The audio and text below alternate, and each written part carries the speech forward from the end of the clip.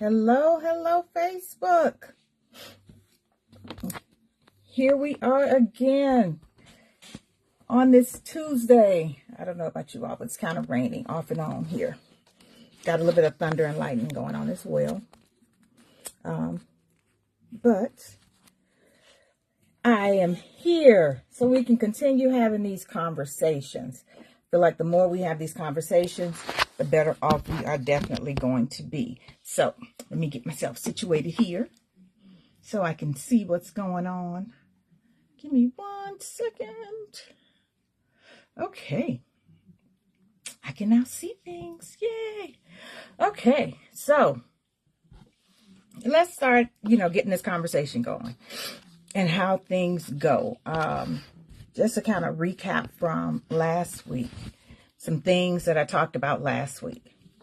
One of the big things I talked about last week was, to make sure that we are getting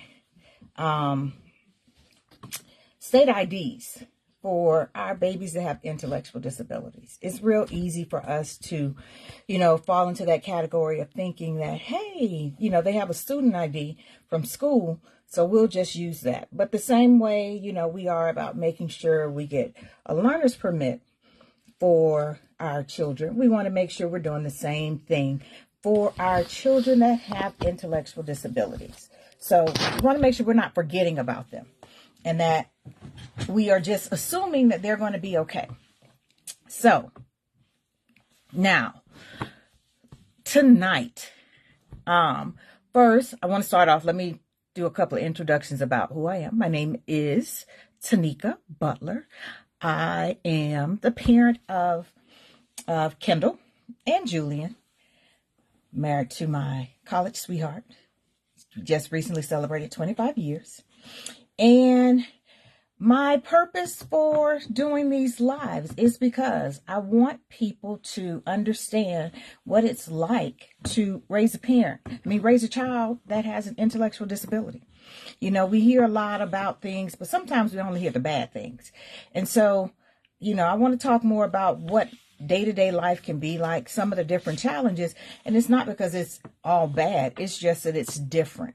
And sometimes when things are different, and people don't understand, they shy away from it. So I want to make sure that that's not the case right now.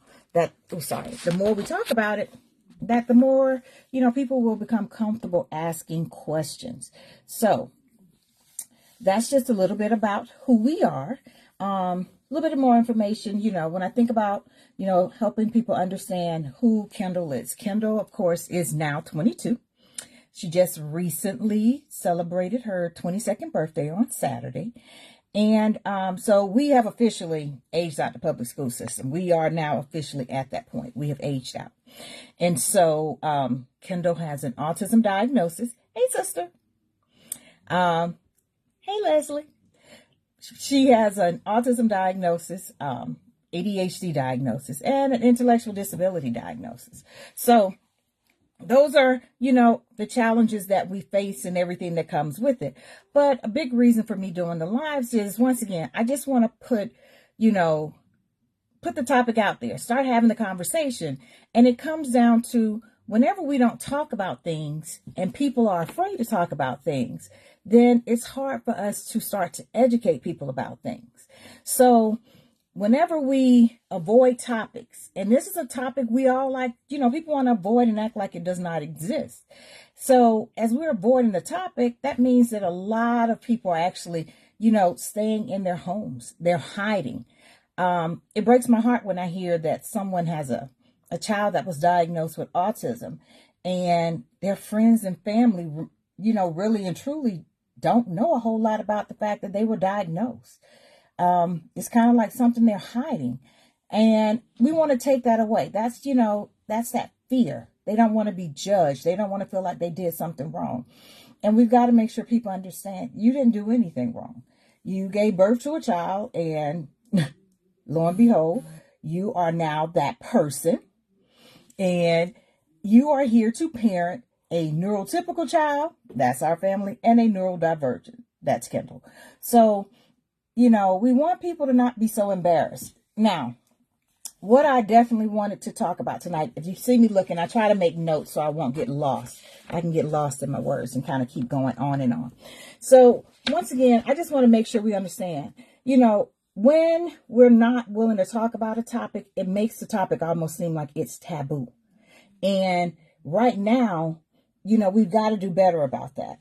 We've got to make sure we're having the conversations and, getting more people.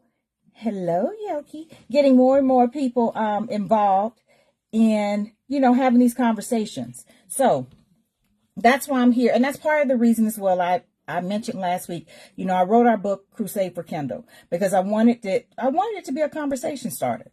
So if you haven't, I strongly suggest you pick it up for a friend or a family. It's available on Amazon, and the title of it is A Crusade for Kendall, A Black Family's Journey with Autism. So now, when we start talking about this topic, what I notice a lot in discussions that people are having when they start dealing with intellectual disabilities, special needs, autism, just all of these different things, that people are easily offended. And I know we all have our own, thing that may ruffle our feathers, but I definitely want to, share that if we want to educate people, we cannot be so easily offended. And I know for some people, hey, Granny. I know, and some people are like, I don't see a name Granny. You see Nita. Growing up to me, Nita was Granny. So, so understand that's who I'm talking to. She's not a grandma. It was a nickname. We all have nicknames. So anyway, but we can't be so easily offended. And so, I think back to moments when people have asked us questions about Kendall, and we've been, quite open to answer things. It's not that they wanted to offend us in any way. Really and truly, they just wanted to know. And that's because when you Google something, then guess what? Sometimes it's so much information, it's overwhelming. And people really want to learn, more about autism. They realize the numbers are increasing so much. So they want to learn, how do I best support? They want to understand the whys of behavior. So when we get offended, when they ask questions, about the diagnosis, how things are,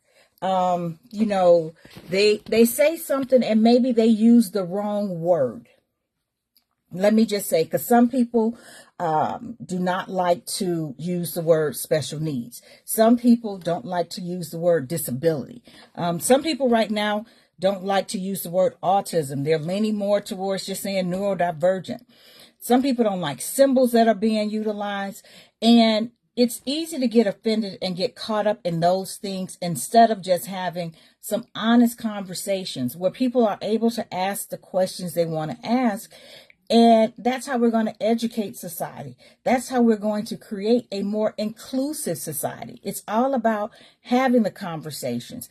And sometimes the conversations may be uncomfortable. And that's the part that, we've got to move past. It's just a temporary, discomfort.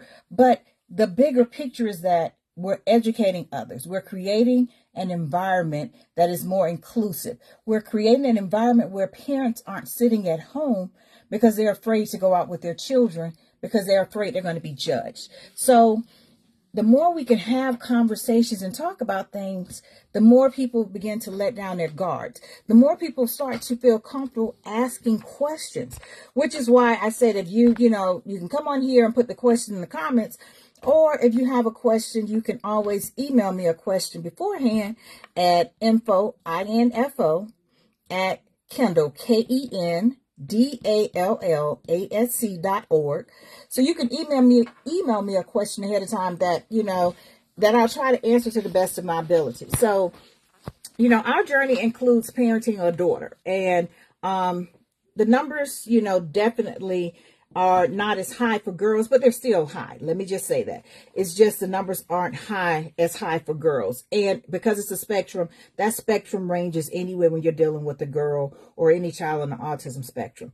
So in dealing with things with Kendall, one of the things this week, people never really think about is finding a dentist. And you're thinking everybody has to find a dentist they like. It's bigger than that for us. Kendall saw the same pediatric dentist until she turned 18. And then it was time for us to find the next person. So that was a search, because it wasn't just a search of, oh, let me just take her to our dentist. I had to really make sure we found a dentist that would be understanding for her. So our first search led us to a doctor's office, a dentist's office, and they were great, but a part of their process involved total sedation. That's basically putting the child completely under to do any type of work, which could be simple as a cleaning.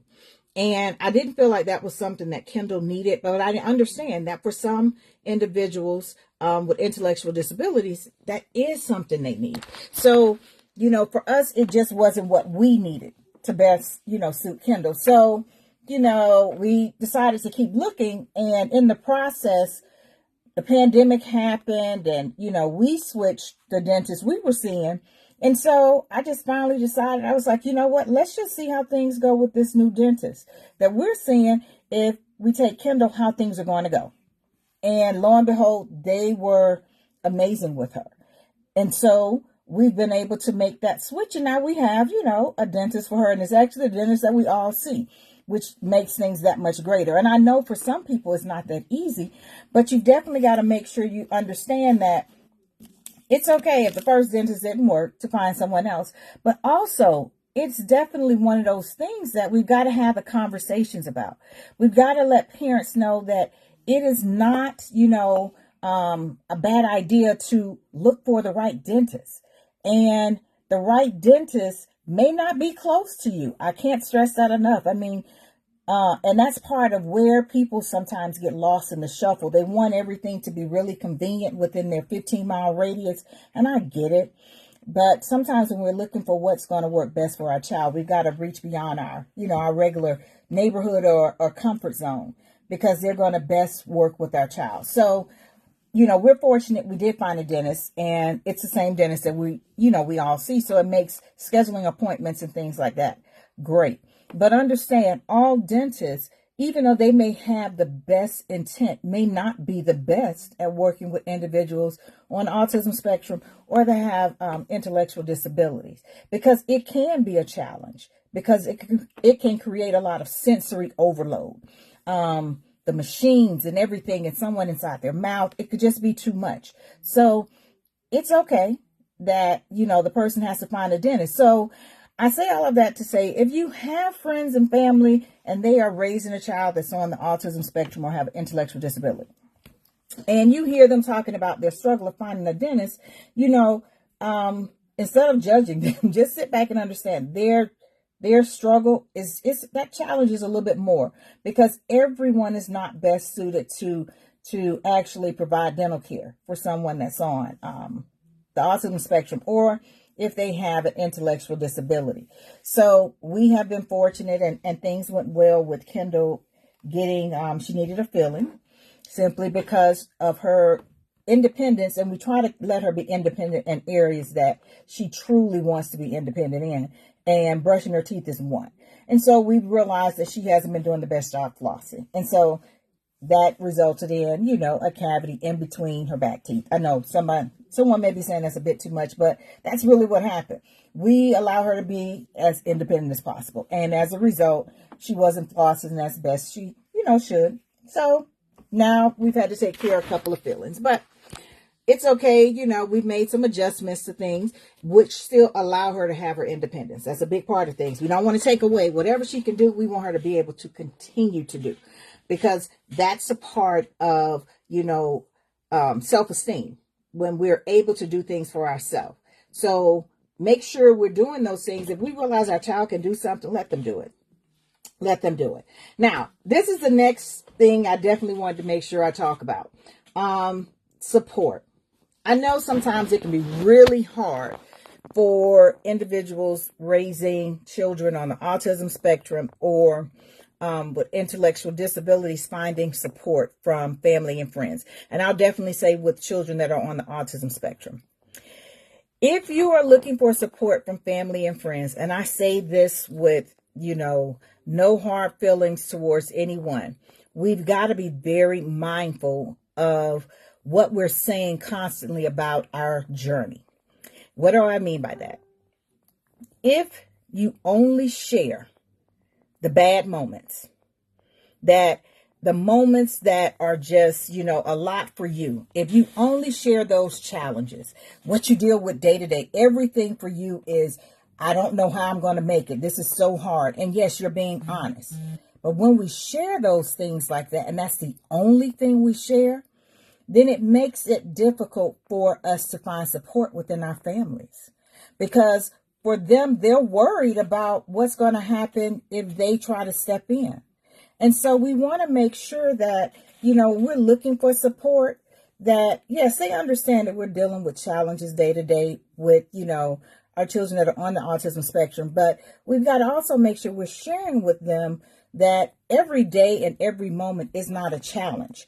That's the way we're going to find support, that we include them and let them know, yes, today was a little bit of a challenge. However, this happened. And make sure we're having those conversations as well to explain to them, guess what? This happened today and it was such a huge success. Maybe they tried a new food. Maybe they went to sleep on time. Maybe they, were able to be a little bit more independent at bath time.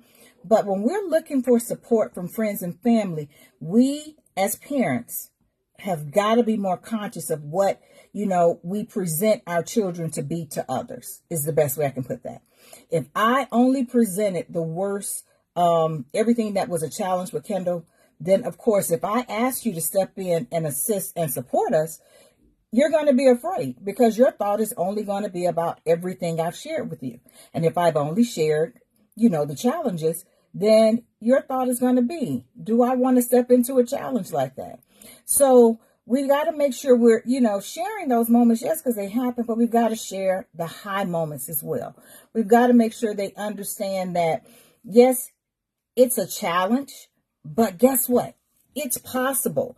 I can honestly say that we have friends who, could handle Kendall in an emergency situation. I actually have former coworkers who could handle Kendall in an emergency situation. And they are aware that she's had some challenges, but they know that she also has a more great days than she has, bad moments. See the difference? A moment is what's bad. The day overall is a great day. And that's what we've got to make sure we're pointing out. So they're able to step in, our family is out of state and our family is still aware of how to, handle Kendall. They will be okay with Kendall simply because they ask questions. And when they ask, we answer, we share, her challenging moments, but we also share a lot of the great things she do. And we all celebrate those things, i.e. going back to the dental appointment. We all were excited about the fact that she was able to sit through getting a filling done. I actually had one on both sides. And she didn't have to be sedated. She was able to sit there and let them know that everything was going to be okay and that she was okay. She understood that her mouth was feeling a little different. So we had to be mindful of what she was able to eat afterwards. But because we share those moments, then if we need someone to step in, guess what? We know we can get someone to step in. So when we are avoiding having conversations with people, it's almost like some people hide and I know that's a choice, but we've got to be, conscious about that. The more we talk about parenting kids on the autism spectrum, the more we talk about parenting, children with intellectual disabilities, the easier the conversation will become. But the more we make it a taboo topic, guess what? We're going to continue to live in a world where we're not being as inclusive as we can be. And that's not what I want to see. It really breaks my heart when I hear people tell me that they have friends who, their child is on the autism spectrum and the child is like 7 and they never shared that with them. And they never share it because no one's really talking about it. And so when we're not talking about it, we make it seem taboo. So, just to kind of go back over what I'm saying, we've got to have the conversation. Sometimes they're going to be uncomfortable. And that's going to be, it has to be okay if we want to move to a more inclusive society. Those conversations are going to need to happen. And, we can't be so easily offended. When I say we, I mean parents. that, those of us that are raising kids that are on the autism spectrum or with intellectual disabilities, if the way the question is asked is not the way we feel like it should be asked. And that's simply because the verbiage and language with having conversations, some of them, are more specific to the person. What may offend one may not offend the other. So don't easily be offended when they're really just trying to ask a question. I can give you a perfect example. Back in the day when Kendall was in elementary school, and I mentioned this in our book, and, she had just started kindergarten, and she was kind of, having her moment and kind of giving them a run for their money. And basically I was asked, well, what's wrong with her? And I could have become offended and not really addressed the question, but I knew the person just was asking the best way they knew how. And I told them what was going on, that she's autistic, but I also let them know that she was playing them. So the conversation was there. Yes, for some, that conversation, as soon as they asked that question, that parent would have shut down or been ready to read the person. That wasn't going to do anything for us. That was not going to help the situation. I knew what she was asking, and I understood that she probably just didn't know the right words to use. But it was okay because she was asking because she wanted to know, not because she wanted to offend me. So we got to make sure we're not easily being offended by those things when people just want to ask to find out. And they got to ask questions when we want support. I see in a lot of groups where parents will say they don't have any support, no one will help them, and no one will help them in their family, but it's because they're not willing to really share the positives. They're only sharing the challenges about how things may have gone off track that day, and they make it seem as if their life is just totally off track. So when we're only sharing those moments, it makes us hard to find support. So to keep these conversations going, once again, I am going to have these conversations every Tuesday because I feel like there's so many topics that we've got to just get out in the open, have the conversation so that people feel more comfortable bringing their children out and about. That's a big thing. We can't keep our kids hidden. They're not a secret. We're out and about. Kendall does things and has always been doing things. That's something we just don't hide. It is what it is. And I know for some people, our openness is not their level of comfort, but that's how open we are. So here we are. We don't hide things. We go out. If we've had to leave somewhere, we've had to leave somewhere. We've had to leave the zoo.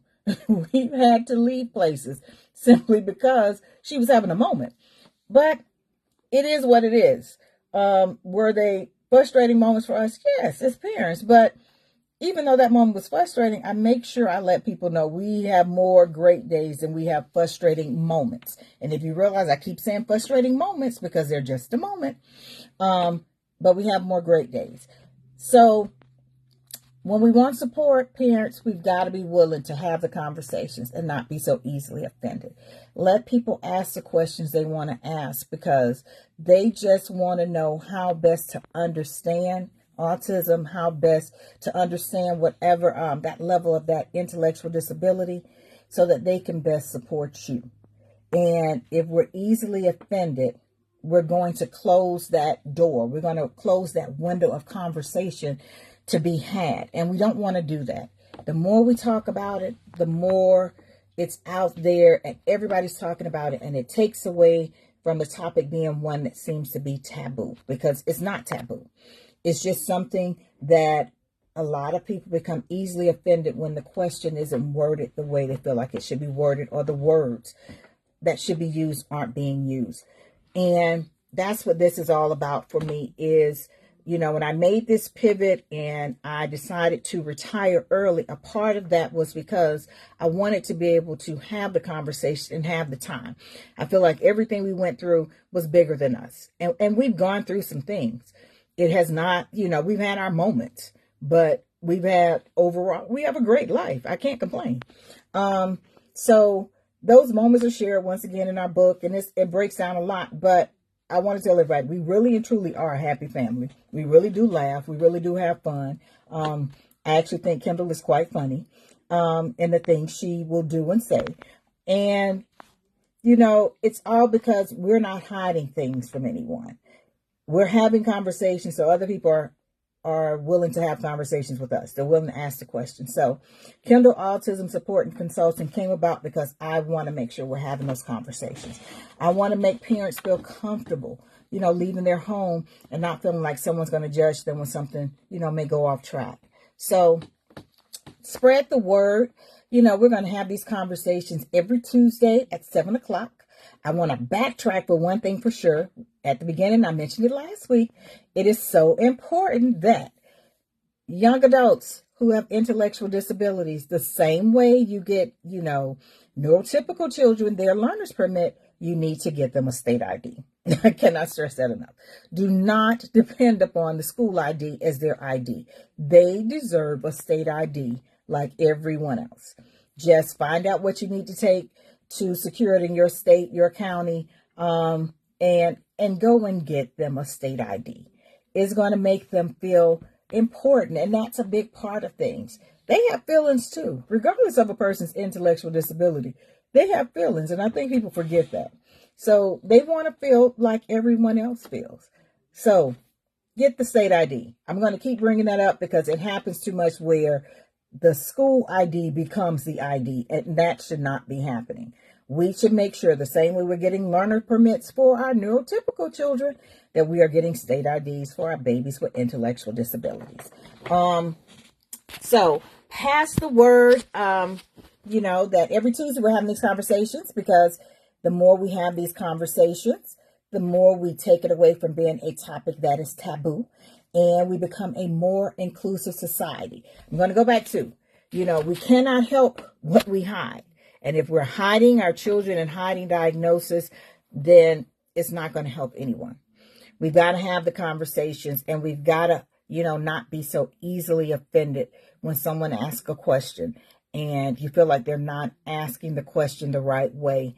They're asking the question the best they know how. So instead of being offended, stop, take a deep breath, and answer the question, and then you can let them know. It's, next time, can you answer the question like this, or ask me the question like that? So back away from being so easily offended, and answer the question first, and then deal with how they could probably better ask the question next time or to someone else. So thank you for joining me. Make sure you sign up as well for our newsletter that will start going out at www.kendall, KENDALLASC.org, so that you can stay in the loop of things that are going on and different things that we offer. Kendall Autism Support and Consulting, we're here to support educators. We're also here to support businesses that may want to help educate their staff more about how to support individuals on autism spectrum, or just support individuals with intellectual disabilities or special needs. And that, once again, that's a preference with some people and how that sentence is worded, and their families, because that's where we fall short as a society, because everybody just assumes that people will figure out things on their own. So Kendall Autism Support and Consulting is here to help. We provide training face-to-face and virtual, and we do parent workshops. And the other part, I'm actually available to do guest speaking as well, because part of this journey includes, how we had our plot twist in my diagnosis. So thank you all for joining me. It's so good to see so many familiar faces. And spread the word that we are going to be here every Tuesday at 7 o'clock having these conversations. The more we have the conversations, the more inclusive we will become as a society. And the more people will then say they don't have any problems finding anyone to support them with their children. And that's what I want to make sure we're doing. So thank you, everyone. Hello. Let me just say, and before I wrap up, September is a birthday month in my household. So today is my father's birthday. He is 77 years old. If you've ever met my dad, people call him Mr. Bobby. That he has probably given you a word of motivation just because a fly was in the room. The butterfly that's outside the window, the blade of grass. So I want to make sure I wish my dad a happy 77th birthday today. And I, hope he's had a wonderful day and was able to get some of the things that he wanted as his favorite to eat. So, for all of us, sometimes as we get older, some of the gifts don't really matter. It's just about being here and seeing what's going on day to day. You know, every day we're alive. Every day we are seen and not viewed is a great day. So take that for what it is and understand. So have a great one, everyone. Pass the word. We're going to be here every Tuesday, 7 o'clock, so we can have these conversations and open the door and, you know, have a more inclusive society. Take care and have a great one. Thank you, everyone. Thank you so much.